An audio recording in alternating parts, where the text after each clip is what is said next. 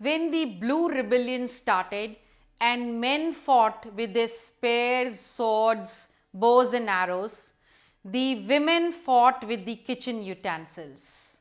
Meaning to say, all of them were ready for any kind of thing that they had to do in order to make the Britishers understand that they were not willing to grow indigo. Then they started a social boycott of all those people who supported the growing of indigo. Besides, the Gomashtas, who were the agents of the planters, were beaten up in the villages whenever they came to collect revenue. Besides, we see that here the biggest factor that came to the front was that the Blue Rebellion was a total success because of the fact that everybody joined hands against the planters. Whether it was the Rayat, the farmer, the Zamidar or the village headman, all of them were prepared to fight against the Gomashtas or the Lathials as they called them. So the fight started and it really took a big turn.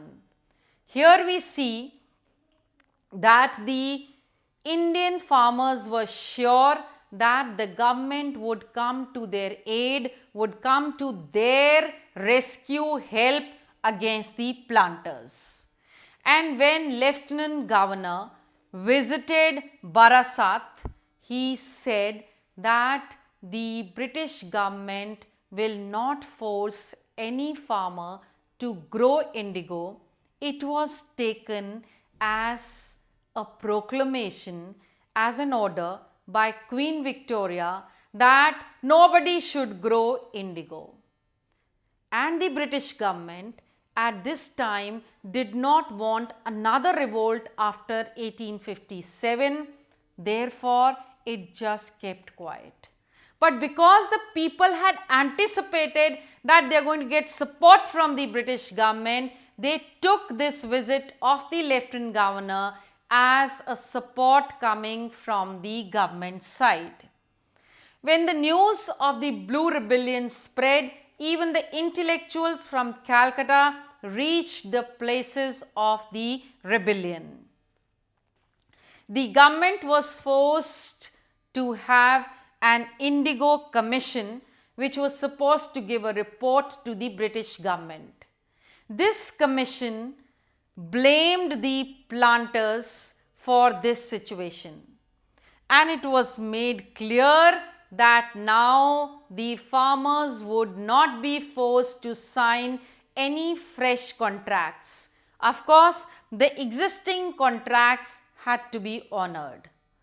And when this took up a big step, a big flare up, that is the time that the indigo plantation in Bengal ended. But the planters were not ready to end it here. They looked for another place. So from Bengal, they moved to Bihar. And if you know, it was in 1917 that Mahatma Gandhi, after coming back from South Africa, started his first mission, started his first work at Champaran in Bihar, where the indigo planters were refusing to grow indigo. So now the Blue Rebellion seems to have come out of Bengal towards Bihar, wherein Gandhiji took the lead.